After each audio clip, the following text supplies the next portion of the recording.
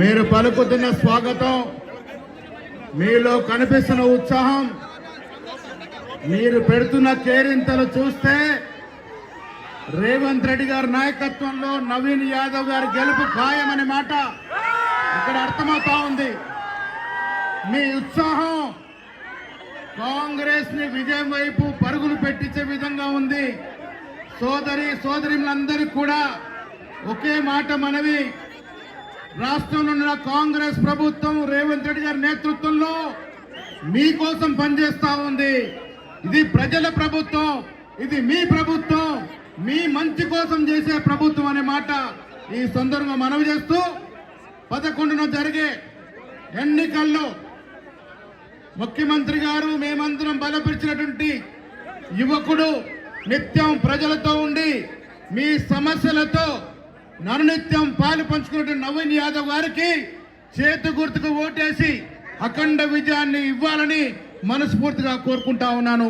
జై హింద్, జై కాంగ్రెస్. ఇప్పుడు మధ్యలోకి వచ్చేసిన పెద్దలు అజారుద్దీన్ భాయ్ గారిని మాట్లాడవలసిందిగా కోరుతున్నాను. हेलो, पहले तो मैं बहुत बहुत सीएम साहब का बहुत बहुत शुक्रिया अदा करता हूँ और उन्होंने मुझे कितना बड़ी रिस्पॉन्सिबिलिटी दी और महेश गौड़ साहब यहाँ पे उनका भी बहुत बहुत शुक्रिया अदा करता हूँ।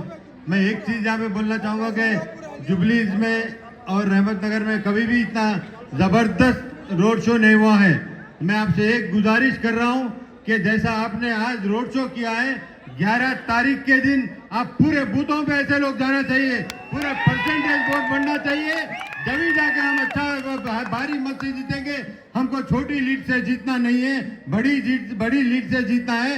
तो मैं इतना ज्यादा आप लोगों को ये नहीं कहूंगा कि आप लोग से एक ही मेरी गुजारिश है कि हर एक जने सुबह सुबह आप जाके पहले वोटिंग करिए और जितने भी लोग यहाँ पे जो बूथ पे जो भी लोग रहेंगे उनका काम है कि वोट लेके आके जाना और बूथ आप कभी पोलिंग होने तक बूथ कभी भी मत छोड़िए।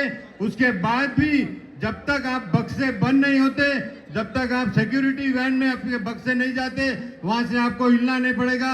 अगर आप काम कर लेंगे तो हम कभी भी हमारे वोट ज्यादा से ज्यादा परसेंटेज हो गए और वोट चोरी नहीं होगी। आजकल आपको तो पता है वोट चोरी के बारे में बहुत ज्यादा बात हो रही और हम लोग जो कांग्रेस पार्टी जब से आई हुई है, जब से रेवंत रेड्डी साहब के अंडर हम लोग ने काम किया है, यहाँ पे इतने जो भी स्कीम्स प्रॉमिस करे वो पूरे स्कीम प्रॉमिस करे तो पूरे स्कीम लागू हो रहे हैं। और जितने भी आपको सबको पता है, इसी की वजह से आप लोग इतने लोग हमारे साथ आए हुए हैं यहाँ पे और रेवंत रेड्डी साहब का एकदम जबरदस्त इस्तकबाल किया है। यहाँ से उसका इस्तकबाल 11 तारीख के दिन आप जबरदस्त वोट डालिए और 14 तारीख के दिन जो रिजल्ट है उसमें भी ऐसे रिजल्ट होना होगा। तो फिर से हमारे सीएम साहब यहाँ पे आएंगे और आपसे मुखातिब करेंगे। मैं इसी लफ्जों के साथ में ज्यादा कुछ नहीं बोलूंगा। मैं उम्मीद कर रहा हूँ कि हम हमारे बहुत होनहार नवीन यादव साहब को आपको भारी मत से जिताना चाहिए। आप लोग ने जो मेरे लिए मेहनत की थी उससे डबल ट्रिपल मेहनत किए और उससे डबल ट्रिपल वोटों से इनको जिताइए, लीड से जिताइए। तो मैं समझूंगा कि हम लोग आए, हमारा यहाँ पे आना सफल हुआ। बहुत बहुत शुक्रिया आपका, थैंक यू।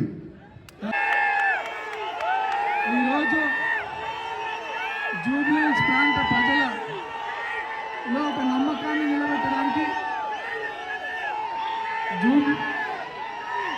జూబ్లీహిల్స్ ప్రాంత ప్రజలకు ఒక నమ్మకం కల్పించడానికి, ఒక ధైర్యం కల్పించడానికి ఈ ప్రాంతానికి వచ్చినటువంటి మన అందరి ప్రియతమ నేత మన ముఖ్యమంత్రి అన్నకి రేవంత్ అన్నకి మనస్ఫూర్తిగా మన అందరి తరఫున స్వాగతం పలుకుతూ, మరి ఈ బై ఎలక్షన్స్లో ఈ ప్రాంత ప్రజలందరూ కూడా ఒక స్థానిక నాయకత్వం కావాలా, మాకు గౌరవం ఇచ్చేటోళ్ళు కావాలా, మా కష్టాలు అర్థం చేసుకునేటోళ్ళు కావాలని చెప్పి ఒక బలమైన అభిప్రాయం మనలో ఉండే.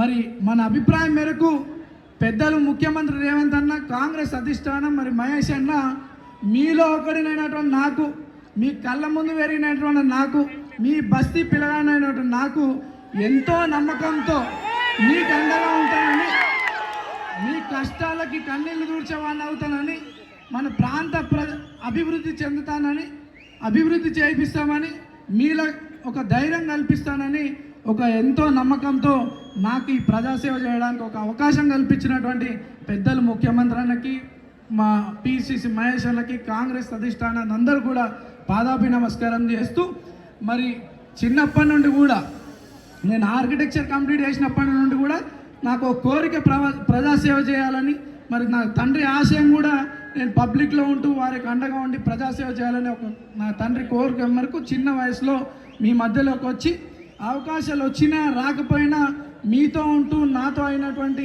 మీ సమస్యలు పరిష్కరిస్తూ మీ మధ్యలోనే ఉన్నా. మరి ఈరోజు నాకు 2014లో పోటీ చేసినప్పుడు మంచి మెజారిటీ ఇచ్చి ఆశీర్వదించినారు. 2018లో 2023లో నాకు అవకాశం రాకుండా చేసినటువంటి పార్టీ బీఆర్ఎస్ పార్టీ. అవకాశాలు రాకపోవడం అవన్నీ కామన్, కానీ అనేక తప్పుడు కేసులు పెట్టి నా జీవితం పాడు చేయాలని చూసినటువంటి పార్టీ బీఆర్ఎస్ పార్టీ. ఒక పక్క సమాజానికి ఉపయోగపడాలనుకున్నటువంటి యువకులని జీవితాలు పాడు చేసే క్రమంలో బీఆర్ఎస్ పార్టీ ఉంటే, ఇంకో పక్కన ఈరోజు సమాజానికి పబ్లిక్కి పేద ప్రజలకి అండగా ఉండే యువకులను ప్రోత్సహించాలనే ఉద్దేశంలో ప్రోత్సహించాలనే ఒక బలమైన నిర్ణయంతో మన ముఖ్యమంత్రి గారు ఉండడం నేనే ఒక ఉదాహరణ అని చెప్పి ఈ సందర్భంగా తెలియజేస్తూ, ఎప్పుడైతే కాంగ్రెస్ పార్టీ మీ బిడ్డనైనటువంటి నాకు అవకాశం కల్పిస్తుందని చెప్పి బీఆర్ఎస్ వాళ్ళు అనేక ఆరోపణలు చేస్తూ వచ్చినారు. ఆ భయం వాళ్ళకి ఈరోజు కాదు, 2018 నుండే ఉండే. అప్పటి నుండే నాకు అవకాశం రాకుండా చేశారు. ఇప్పుడు పెద్దల ఆశీర్వాదంతో నాకు అవకాశం వస్తుంటే తప్పుడు ఆరోపణలు చేస్తూ ఉన్నారు. బీఆర్ఎస్ పార్టీ భారతీయ రాష్ట్ర సమితి కాక భయం రాష్ట్రీయ సమితికి ఏర్పడి మనందరినీ తప్పుదోవలు పట్టించే ఆలోచనలు ఉన్నారు. కానీ ఎలక్షన్లు 5 ఏళ్ళకు ఒకసారి వస్తాయి. ఎందుకు? ఒక సరైన నాయకత్వం రావాలా, మన ప్రాంతం అభివృద్ధి చెందాలా, మన పిల్లల భవిష్యత్తు గురించి అని చెప్పి ఒక ఎలక్షన్ వస్తుంది, దానికి సరైన నిర్ణయం తీసుకోవాలి. గతంలో 3 సార్లు అవకాశం ఇచ్చిరు మీరు, మన ఏమైంది? మరి ఎక్కడైనా మన ప్రాంతం అభివృద్ధి చెందిందా? అభివృద్ధి దేవుడెరుగు, కానీ మన ప్రాంత ప్రజలకి గౌరవం ఉండేనా? ఎవరికి మర్యాద ఉండేది కాదు, సమస్య పైన స్పందించేటోళ్ళు కాదు. ఈరోజు రేవంత్ అన్న ఆదేశాలతో 3 మంత్రులు ఇక్కడ నిరంతరం కృషి చేస్తూ దాదాపు 150 కోట్ల రూపాయల డెవలప్మెంట్ యాక్టివిటీస్ చేయించారు మన బస్తీలలో, గల్లీలలో. ఏదో సింపతి గురించి ఆలోచించడం కాదు. ఈ ఎలక్షన్ అంటే మన జీవితాలతో ముడిపడినటువంటి విషయం, మన పిల్లల భవిష్యత్తుతో ముడిపడినటువంటి విషయం, మన ప్రాంత అభివృద్ధితో ముడిపడినటువంటి విషయం. సరైన నిర్ణయం తీసుకొని అభివృద్ధికి మీరు ఓటేయాలని ఈరోజు మీ బస్తీ పిల్లగానిగా నాకు అవకాశం కల్పిస్తే, నన్ను ఏ రోజన్నా నన్ను ఒక నవీన్ యాదవ్ 20 ఏళ్ళలో ఒకరిని బెదిరించింది విన్నరా?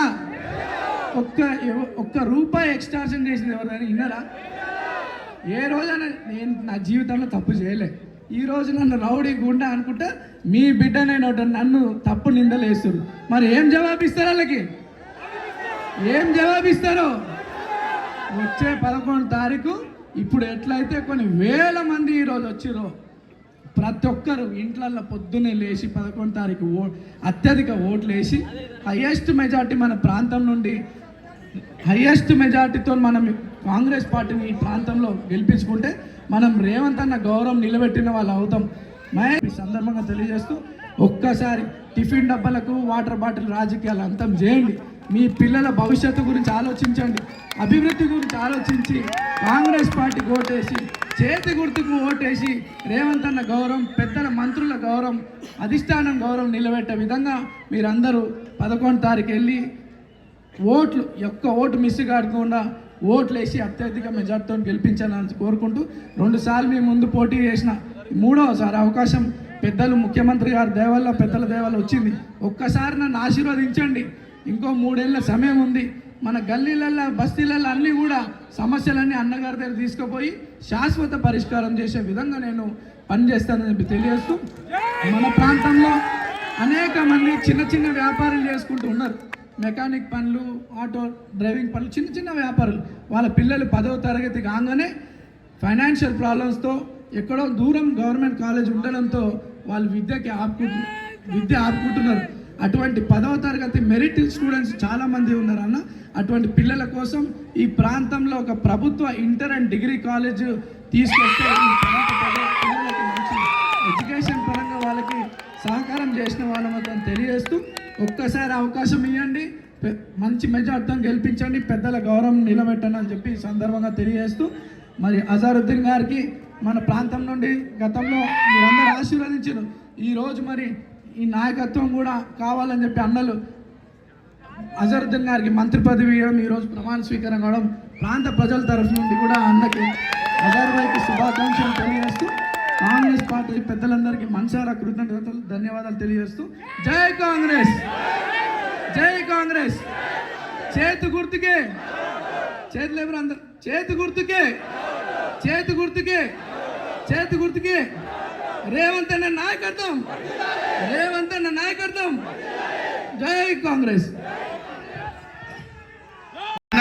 ప్రియతమ ముఖ్యమంత్రి, మనందరి ఆశా జ్యోతి, అందరు కూడా అందరూ ఒకసారి రేవంత్ అన్న గారి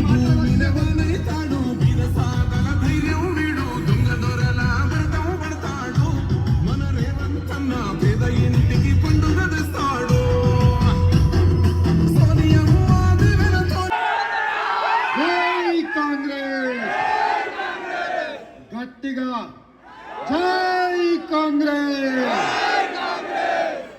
ధన్యవాదాలు మిత్రులారా. ఈనాడు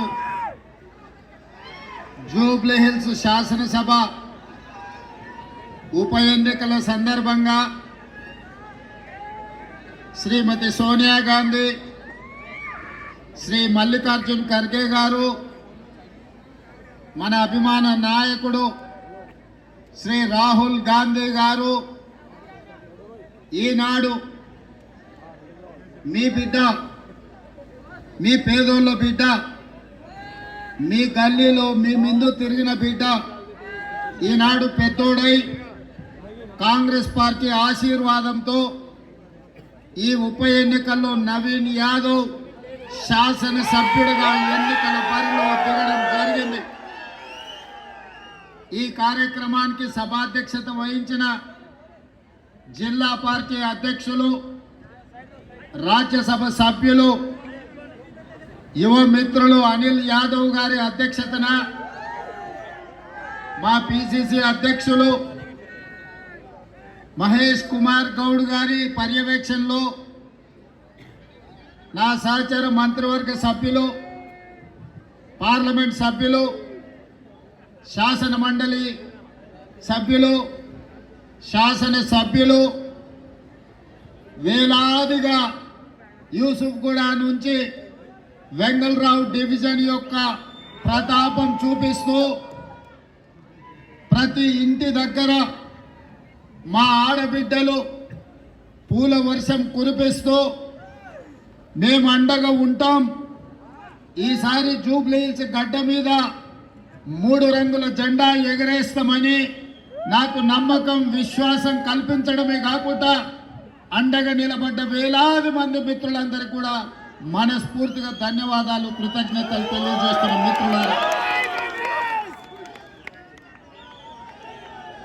మిత్రులారా, రాజకీయాలలో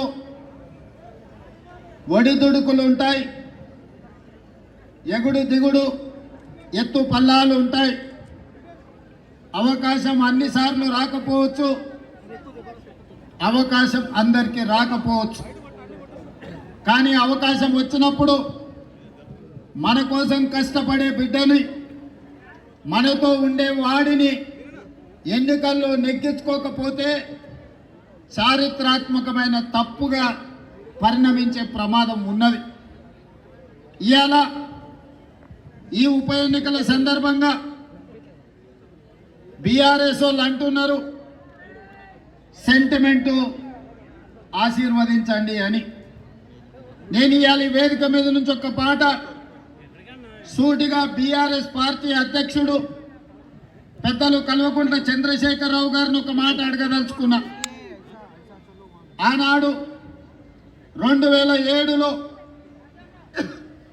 పేదోళ్ళ ఆత్మధైర్యం, పేదోళ్ళ దేవుడు పి జనార్దన్ రెడ్డి ఆనాడు ఈ ఖైరతాబాద్ శాసనసభ నియోజకవర్గం నుంచి ఇక్కడ పోటీ చేసి ఇక్కడి నుంచి పేదోళ్ళ తరఫున ఎన్నోసార్లు ఎన్నికై పేదోళ్ళకు అండగా నిలబడి తండాలలో గూడాలలో మారుమూల పల్లెల్లో పేదల హైదరాబాద్కు ఉద్యోగ ఉపాధి కోసం వస్తే వాళ్ళందరికీ అండగా నిలబడ్డ నాయకుడు. ఆనాడు 2007లో పి జనార్దన్ రెడ్డి గారు అనుకోకుండా అకాల మరణం చెంది గుండెపోటుతో మరణించినప్పుడు ఆనాడు కాంగ్రెస్కు బద్ద వైరి పక్షాలు భారతీయ జనతా పార్టీ, తెలుగుదేశం పార్టీ, ఆనాడు పెద్దలు నారా చంద్రబాబు నాయుడు గారు పీజీఆర్ గారి మీద ఉండే గౌరవంతో రాజకీయ వైరుధ్యాన్ని ఆనాడు ఏకగ్రీవం చేయడానికి పెద్దలు నారా చంద్రబాబు నాయుడు గారు సహకరించిన మాట వాస్తవం. పీజేఆర్ కుటుంబం మీద ఎన్నికల బరిలో అభ్యర్థిని నిలబెట్టింది ఈ దరిద్రపు గొట్టు బీఆర్ఎస్ పార్టీ కాదా? దానికి నాయకత్వం వహిస్తున్న కల్వకుంట్ల చంద్రశేఖరరావు కాదా? ఈ దృష్ట సాంప్రదాయానికి ఆనాడు ఉమ్మడి రాష్ట్రంలో ఉన్న ఒక మంచి సాంప్రదాయాన్ని తుంగలో తొక్కి దుష్ట సాంప్రదాయాన్ని తీసుకొచ్చింది బీఆర్ఎస్ పార్టీ నాయకులు కాదా? మరి ఆనాడు సాంప్రదాయాన్ని కాదని పీజేఆర్ పేదోళ్ళ గుండెల్లో దేవుడుగా ఉన్న పీజేఆర్ కుటుంబానికి వ్యతిరేకంగా ఎన్నికల్లో అభ్యర్థిని నిలబెట్టిన ఈ కిరాయి మూక ఈరోజు సానుభూతితోని ఎన్నికల్లో ఓట్లేయమని అడుగుతారు. ఆనాటి ప్రత్యక్ష సాక్షి ఇక్కడనే పీజేఆర్ బిడ్డ విజయారెడ్డి ఉన్నది. ఆయన కంటే ముందు ఈ హైదరాబాదు నగరానికి కృష్ణానది జలాలను, గోదావరి జలాలను, ఈ హైదరాబాదు నగర అభివృద్ధి కోసం, ఈనాడు అక్కడ కట్టిన హైటెక్ సిటీ కోసం సర్వం వడ్డిన పీజేఆర్ మీదనే అభ్యర్థి పెట్టిన మీకు ఈనాడు ఉప ఎన్నికల్లో సానుభూతి ఓట్లు అడిగే హక్కు మీకున్నదా అని నేను అడుగుతున్నా. వాళ్ళను వదిలేయండి మిత్రులారా. నేను ఇవాళ మీ ముందు ఒక మాట చెప్పదలుచుకున్నా. ఇదే విధంగా కంటోన్మెంట్లో కూడా ఉప ఎన్నికలు వచ్చినాయి. అక్కడ కూడా ఇదే రకంగా ఇదే సానుభూతిని నమ్ముకొని సానుభూతి కన్నీళ్ళ ముసుగులో గెలవాలని చూసి అక్కడ కూడా శ్రీ గణేష్ నాడు అక్కడి ప్రజలు గెలిపిస్తే సానుభూతితో సెంటిమెంట్తో కాదు, అభివృద్ధితో మా ప్రాంతం అభివృద్ధి జరుగుతుందని కంటోన్మెంట్ సికింద్రాబాద్ కంటోన్మెంట్లో శ్రీ గణేష్ను గెలిపిస్తే 30-40 సంవత్సరాల నుంచి అటు మేడ్చల్ వైపు ఎలివేటెడ్ కారిడార్, ఇటు షామీర్పేట వైపు ఎలివేటెడ్ కారిడార్, అక్కడ తాగునీటి సమస్యను, కంటోన్మెంట్లో రోడ్ల సమస్యను, డ్రైనేజీ సమస్యను ఈనాడు శ్రీ గణేష్ సంవత్సరంన్నరలో 4,000 కోట్ల రూపాయల నిధులు మంజూరు చేయించి ఈనాడు కంటోన్మెంట్ అభివృద్ధికి పాటు పడుతున్నాడు. ఇవాళ మిత్రులారా, ఈ జూబ్లీహిల్స్ నియోజకవర్గ ఓటర్ మహాశైలను నేను అడుగుతున్నా. 2014, 2018, 2023 ఇదే అభ్యర్థిని ఇదే బీఆర్ఎస్ పార్టీని గెలిపించారు. జూబ్లీహిల్స్ ఎమ్మెల్యే వారే, మున్సిపల్ మంత్రి వారే, ముఖ్యమంత్రి వారే. మరి మీ ప్రాంత సమస్యలు ఎందుకు పరిష్కారం కాలేదు? ఏనాడైనా ఆనాటి మున్సిపల్ మంత్రి కానీ ఆనాటి మాజీ ముఖ్యమంత్రి కానీ ఎన్నడైనా మీ పేదోళ్ళ దగ్గరకు వచ్చిండ్రా? జూబ్లీహిల్స్ ప్రజల మొహం చూసిండ్రా? ఏనాడైనా ఈడ మా సీనియర్ కార్మిక సోదరులు 10 ఏళ్లలో ఎన్నడన్నా మా సినిమా కార్మికులను ఆనాటి ముఖ్యమంత్రి ఎప్పుడైనా కలిసిండా? ఎన్నడైనా పలకరించిండా? మీ సమస్యలు ఎట్లున్నాయి? మీ పిల్లలు బడికి పోతుర్రా లేదా? మీకు షూటింగ్లలో ప్రమాదం వస్తే మీ గురించి ఎవరైనా పట్టించుకుంటున్నారా అని ఒకరోజు అడిగిండా? కనీసం వాళ్ళ ఆరోగ్యం దెబ్బతింటే దావకాండలో వాళ్ళకు చిన్న సూది మందైనా వేపించడానికి ఎప్పుడైనా వాళ్ళు ఆలోచన చేసిండ్రా? ఇవాళ అన్ని రకాలుగా ఈ నగరాన్ని అభివృద్ధి చేయాలని మేము ప్రయత్నం చేస్తుంటే ఈ ప్రాంతం నుంచి ఓట్లు వేయించుకొని ఈ సికింద్రాబాద్ పార్లమెంటు నుంచి 2 సార్లు ఎంపీగా గెలిచి 2 సార్లు మంత్రిగా అయినా నంగనాచి కిషన్ రెడ్డి మన మెట్రో రైలుకు అడ్డం పడుతున్నాడు. ఇవాళ మన మూసీ నది అభివృద్ధి కోసం అడ్డం పడుతున్నాడు. ఇవాళ ఈ హైదరాబాదు నగరాన్ని అభివృద్ధి చేయనిస్తే రేవంత్ రెడ్డికి కాంగ్రెస్ పార్టీకి మంచి పేరు వస్తుంది. మాకు పుట్టగతులు ఉండవని బీఆర్ఎస్ వాళ్ళతోని కుమ్ముక్కై ఈరోజు ఈ నగర అభివృద్ధిని అడ్డుకుంటున్నాడు. ఇవాళ బీజేపీ బీఆర్ఎస్ది ఫెవికల్ బంధం. పార్లమెంట్ ఎన్నికల్లో ఆనాడు బీఆర్ఎస్ చచ్చిపోయి డిపాజిట్లు కోల్పోయి 8 పార్లమెంటు నియోజకవర్గాలలో బీజేపీని గెలిపించిన మాట వాస్తవం కాదా?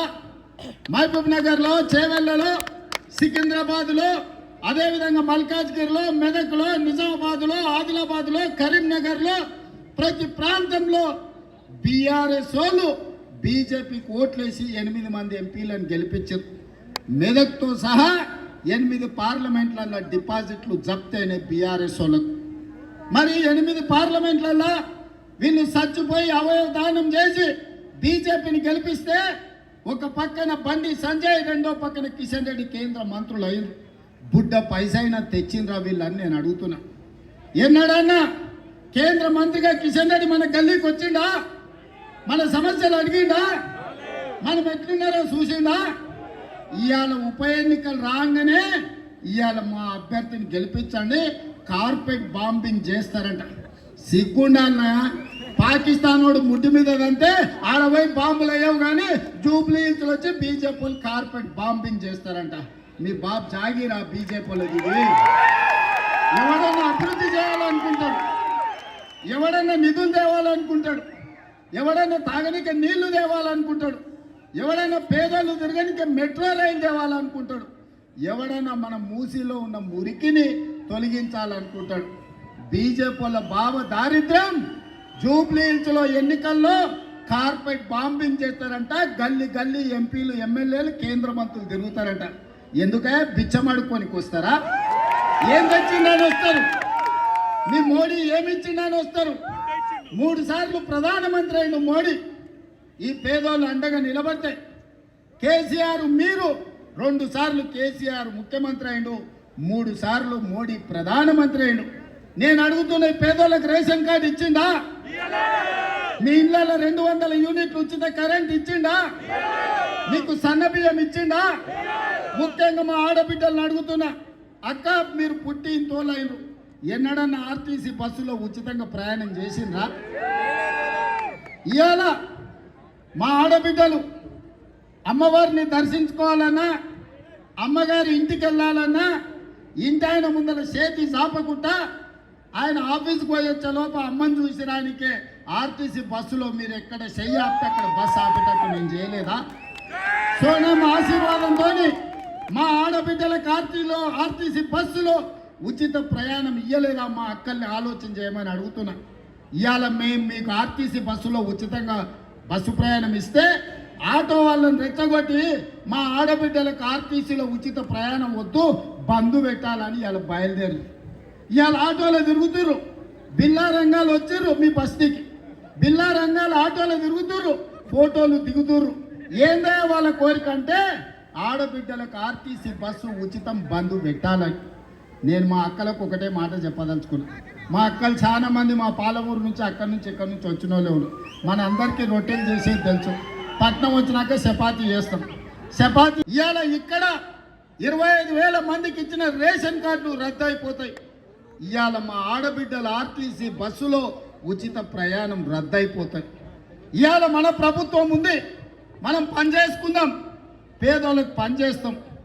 పోనీ నా ప్రభుత్వం వచ్చినాక చనిపోయిన మా మిత్రుడే 20 నెలల్లో ఈనాడన్న జూబ్లీస్కి ఏమన్నా కావాలని ఒక కాగితం అన్నది తెచ్చినాడే? ఈ నియోజకవర్గాన్ని అభివృద్ధి కోసం, మీ డ్రైనేజ్ కోసం, లేకపోతే మీ బస్తీల సీసీ రోడ్ల కోసం ఇవాళ హైటెన్షన్ వైర్లు మీ బస్తీల మీద వెంగళరావు నగర్లో పేదోళ్ళ ఇళ్ళ మీద నుంచి పోతున్నాయి. వాటిని పక్కకు తొలగించమని ఒక్క రోజైనా అసెంబ్లీలో మాట్లాడిండా?